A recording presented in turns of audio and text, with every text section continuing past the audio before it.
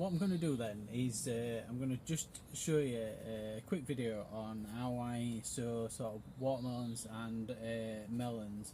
I'm a bit late this year because beginning of May, usually do them after Easter, so at partway through April, but I got delayed with holiday and the weather's not been great either, so I don't think it'll make much of a difference. I think they'll catch up pretty quick anyway.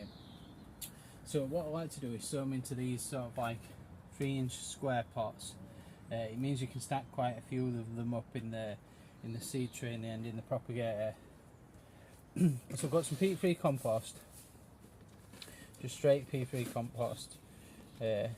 Just fill it up lightly, then get the other pot, press it down to get a nice roughly level surface. You can push it down a bit with your fingers as well to get it nice and level like that. And what I want is I need 2 of these plants. These are Tomy extra early watermelons, so I've worked out that I need 2 of those. So what I'm going to do is sow 2 seeds in each pot. So, and the best way to do that is to sow them on the side, because with them being flat, what tends to happen is that the water can sit on them, the moisture can sit on them, and they can rot before they germinate. So if you put them on the side, it gives you a bit of a better chance of the rotting not happening. So I'm going to sow 2 in each pot. I won't prick them out because they hate root disturbance, and I might well lose both of them. What I'll do is, when they come up, I'll snip off at soil level with some scissors the weakest one and keep the rest.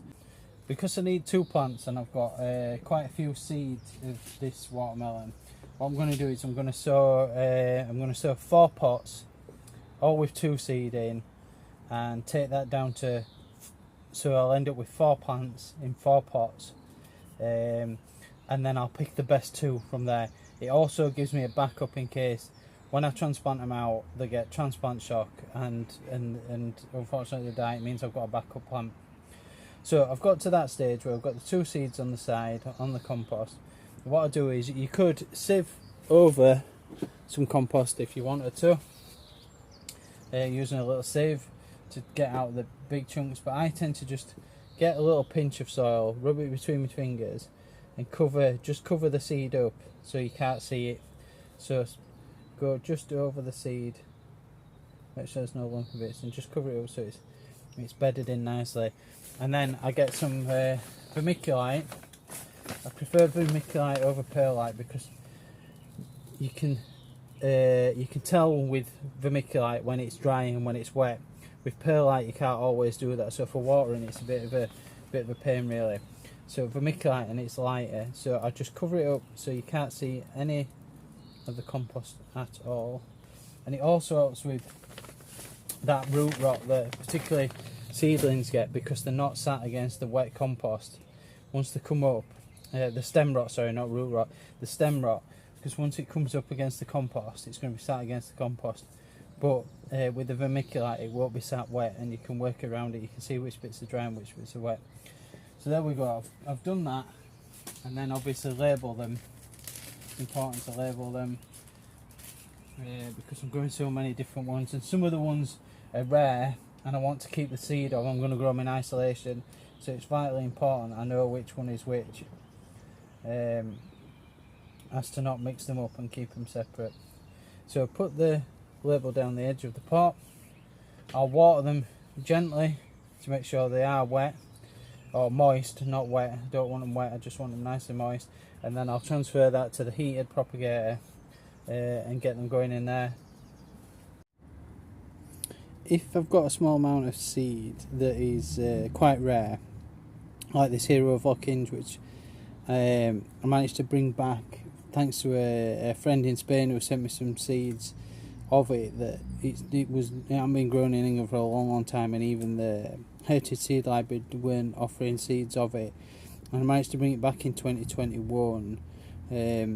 But I've got a small amount of seed that I've saved, and I'm hoping to build up my stock of seed and return some to the Heritage Seed Library hopefully after this year, so I'll grow them in isolation. And what I do is, if I've got a small amount of seed, rather than risking in the compost, what I'll do is I'll get them in these these tubs. They're usually takeaway tubs that have the pickles and that kind of thing in. So just wash them out and then put a bit of tissue paper in the bottom. Lay the seed down on them and then cover them with some more tissue paper. Not so easy to do with one hand. I'll neaten that up actually. I like it to be a bit neater than that because it wants to come in contact with the seed.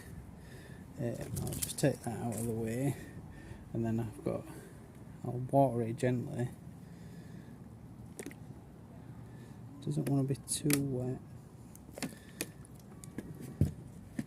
but moist enough that it'll wet the seed, keep the seed moist. That looks good, I think. Yeah, that looks pretty good. I can always top it up, and then I've labelled the top with Own Hero of Lock-Hinge there. That's Own Hero of Lock-Hinge seed, and I'll seal that. But I like to seal it to keep the moisture in so the tissue paper doesn't dry out, because it dries out quite quickly. But that will still go in the propagator with the other seeds. Once they've germinated, maybe it can take 2 days, sometimes 3 days. It's very quick, so check on them, gently check on them. Once they've germinated, and you can see the root starting to come out of them, the seeds broken up and then the roots started to come out of it, then you know it's viable and it's germinated. Then I'll transfer it into one of these pots, again with the peat-free compost. Very gently transfer it into there. The quicker that you do it, the less chance of root disturbance there is as soon as you know the seed is broken and is viable. And then cover it with the vermiculite again, and then I'll grow it on in the propagator with the rest of them, and then treat them same, plant them out. So these were sowed on Friday in the heated propagator, which is there.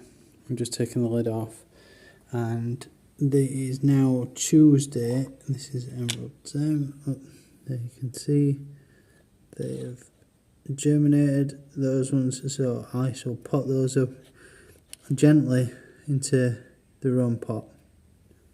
If you'd like to find out more about growing melons, watermelons and the other cucurbit family, like cucumbers, courgettes, pumpkins, and even some of the more rare ones like the shark fin melon and the bitter gourd, and you can find all the information in my book Melons and Other Cucurbits. It's got some recipes in the back as well for what to do with your produce. Some interesting ones like pumpkin marmalade scones there, pickled watermelon rind, and so I've got lots of growing tips, variety lists, so what's recommended for growing in northern climates. The book's all focused on northern climates, so how you can do it in a cold season, short season climate. So check it out, it's available from all good booksellers and some rubbish ones as well.